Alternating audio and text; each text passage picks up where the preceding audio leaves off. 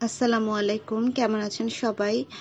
তো প্রথম প্রশ্নটা হচ্ছে all collective nouns are neuter gender. তো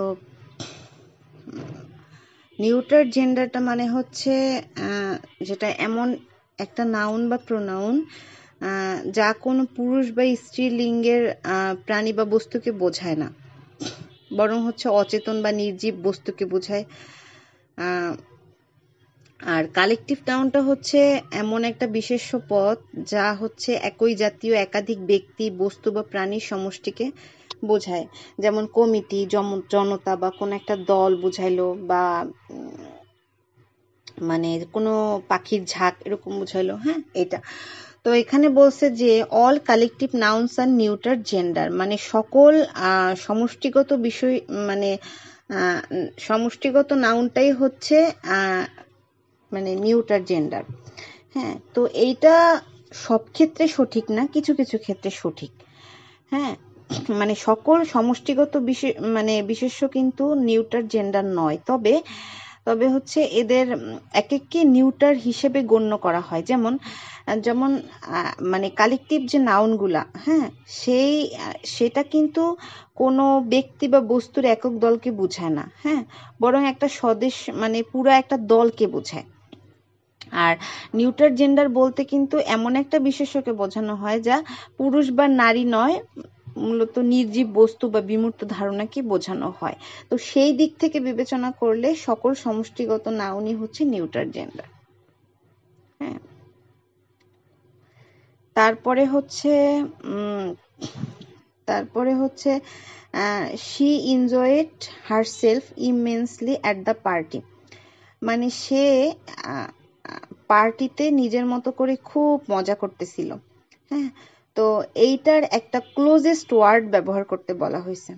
হ্যাঁ, তো এখানে যে অপশনগুলো ছিল, সেখানে অপশন অনেকগুলো ছিল, যে টেরিফিক, তারপর হচ্ছে টেরিবল, হ্যাঁ, তারপর হরিফিক, তারপর হচ্ছে হরিবল, এরকম। তো টেরিবল শব্দটার অর্থ হচ্ছে কিন্তু ভয়াবহ। হ্যাঁ, সেই জন্য অনেকে মনে করে যে টেরিফিক শব্দটাও তাই। টেরিফিক শব্দটার অর্থ হচ্ছে মানে অত্যন্ত পরিমাণে, মানে খুব, মানে খুব পরিমাণে এইরকম। কিন্তু টেরিবল যখন শব্দটা আসবে তখন সেটা কিন্তু মানে এরকম হয় যে অত্যন্ত ভয়াবহ। তারপরে হরিবল বা মানে হরিবল বা হরিফিক, এই দুটোটাই কিন্তু ভয়াবহ, মানে সেগুলো অপশনে ছিল আর কি।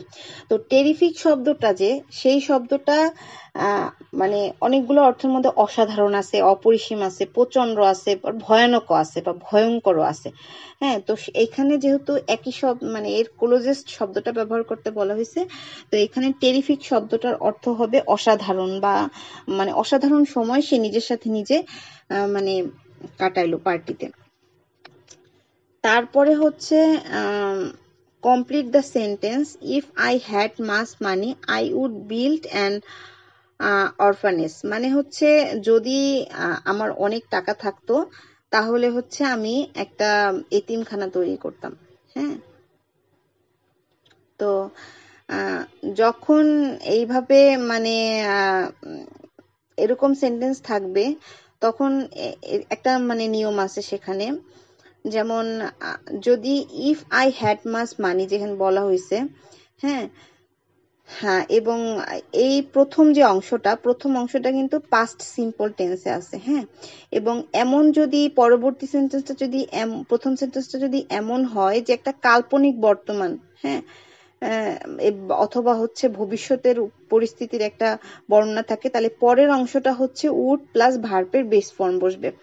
মানে আমি বুঝাই, মানে এখানে বলছে ইফ আই হ্যাড মাস মানি, যদি আমার অনেক টাকা থাকতো, এখানে কিন্তু একটা কাল্পনিক পরিস্থিতির বর্ণনা করা হয়েছে। হ্যাঁ, মানে তার কাছে কিন্তু, মানে আমার কাছে কিন্তু বর্তমানে কোনো টাকা নেই, যদি থাকতো সে তাহলে কি হতো সেটা কিন্তু বলা হয়েছে। হ্যাঁ, তো এইরকম যখন থাকবে, যেমন আরো এরকম অনেক উদাহরণ আছে যে যদি আমি পাখি হতাম তাহলে আমি আকাশে উঠতাম। হ্যাঁ, বা যদি আমার অনেক টাকা থাকতো তাহলে আমি একটা গাড়ি কিনতাম। এরকম যখন এরকম হবে, তখন প্রথম যে ক্লুজটা সেটা থাকে হচ্ছে if plus subject plus past simple. দেখেন এখানে ইফ তারপর হচ্ছে সাবজেক্ট, তারপরে হ্যাড বসছে, মানে পাস্ট সিম্পল টেন্স বসছে, মানে সিম্পল ভার্বটা বসছে। তারপরে হচ্ছে পরবর্তীটা আপনার হবে সাবজেক্ট প্লাস হচ্ছে উড। সাবজেক্ট আই, তাহলে উড বসছে, অথবা কুড বসাইতে পারেন, মাইট বসাইতে পারেন। তারপর হচ্ছে ভার্বের বেস ফর্ম বসবে। হ্যাঁ, তো এই নিয়মটাই হচ্ছে এখানে ফলো করা হয়েছে। তারপরে হচ্ছে change into indirect speech. Are you alone my son, asked a soft voice close behind me.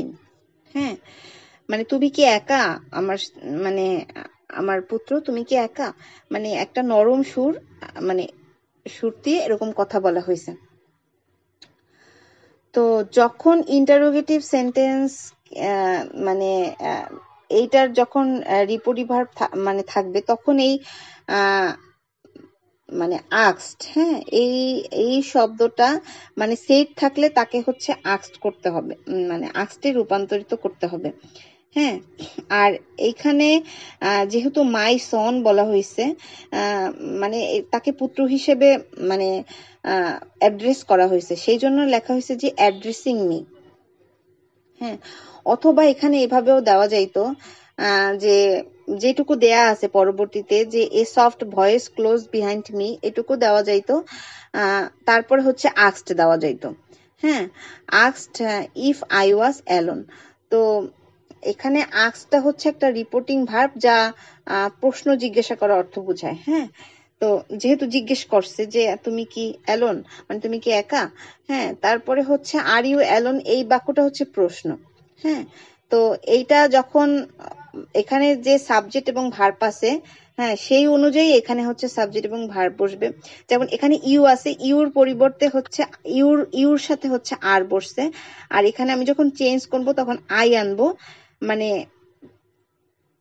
এটা যখন ডাইরেক্ট স্পিচে নিয়ে আসবো, আছে যেহেতু ইউ, তো আই হবে, এবং আর, এবং আইয়ের মানে ইউর সাথে আর হয়েছে, কিন্তু আইয়ের সাথে হবে ওয়াচ। তার সেই কারণে এখানে হয়েছে যে addressing me as his son, a soft voice মানে looked if I was alone. হ্যাঁ, মানে ইনডাইরেক্ট স্পিচকে, মানে ডাইরেক্ট স্পিচকে ইনডাইরেক্ট স্পিচে আনাটাই এরকমই। যেমন এখানে বলা আছে যে তুমি কি অ্যালোন আমার পুত্র, একটা নরম, মানে একটা নরম কণ্ঠ আমাকে মানে এটা জিজ্ঞেস করলো। তো এটার যখন মানে অর্থটা হবে, তখন হবে যে আমাকে একজন মানে তার পুত্র সম্বোধন করে, মানে একটা নরম কণ্ঠেও আমাকে পুত্র সম্বোধন মানে করলো, দেখলো, এবং মানে আমাকে জিজ্ঞেস করলো যে মানে আমি কি অ্যালোন আছি কিনা, মানে আমি কি একাকে আছি কিনা। তো আশা করছি সবার ভালো লেগেছে। সবাই ভালো থাকবেন। আল্লাহ হাফেজ।